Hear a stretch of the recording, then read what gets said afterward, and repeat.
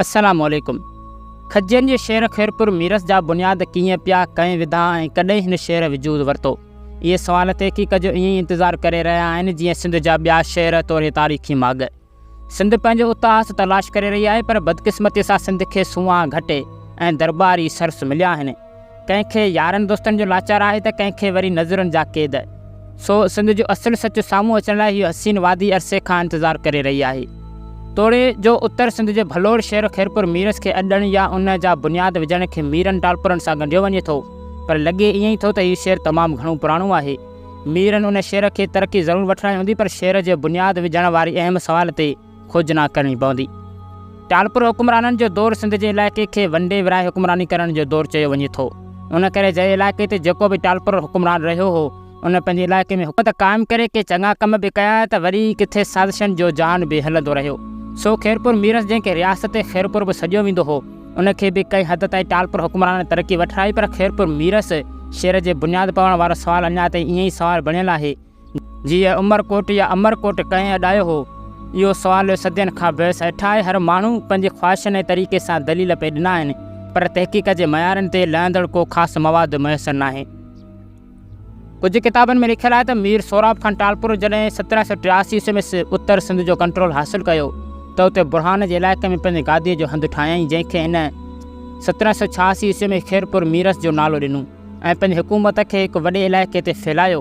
हीअ ॻाल्हि उन करे बि दिलि सां नथी लॻे जो ॿियनि कुझु किताबनि में खैरपुर मीरस जो ज़िक्र कलोड़ा दौर में बि मिले थो। रुगो ईअं ई न, पर मीर सोराब खान टालपुर जे लाइ इहो बि चयो वञे थो त हिन हैदराबाद जे टालपुरनि जेके संदसि रत में हुआ, उन्हनि जी मदद कंदे हैदराबाद मां अफ़गानियुनि खे कढण लाइ बि संदन वावड़ो थियो।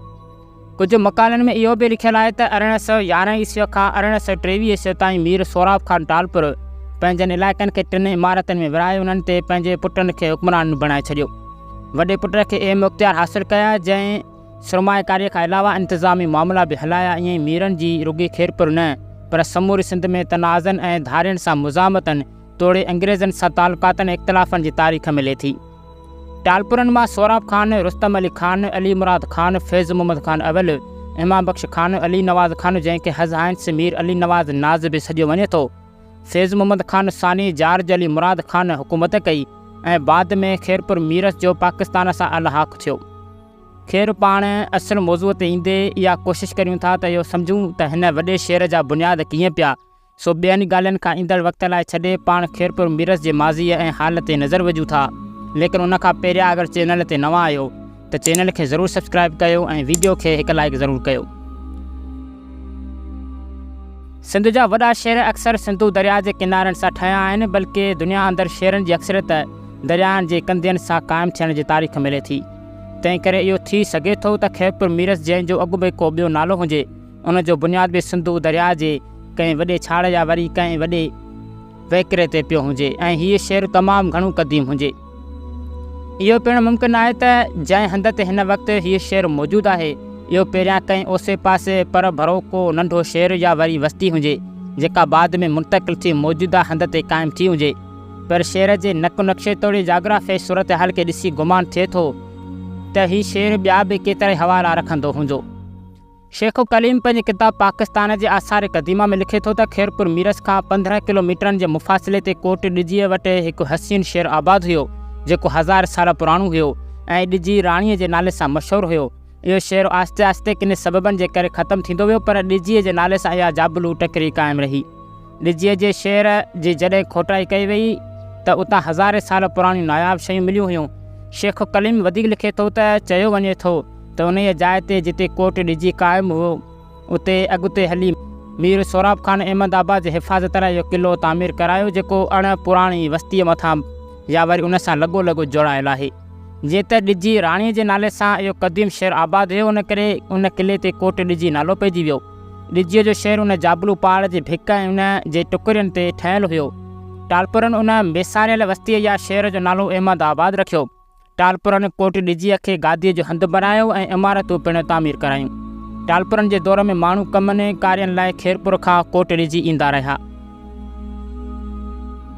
शेख कलीम जी इहा ॻाल्हि बि केतिरा ई गुमान पैदा करे थी। जेकॾहिं खैरपुर अलॻि शहर हुयो ऐं ॾिजी राणीअ जो अलॻि शहर हुयो, त पोइ उहे तइ करणु ॾुखियो आहे त इहो हिकु ई शहर आहे जेको हिकु हंध खां ॿिए हंधु मुंतक़िल थियो आहे।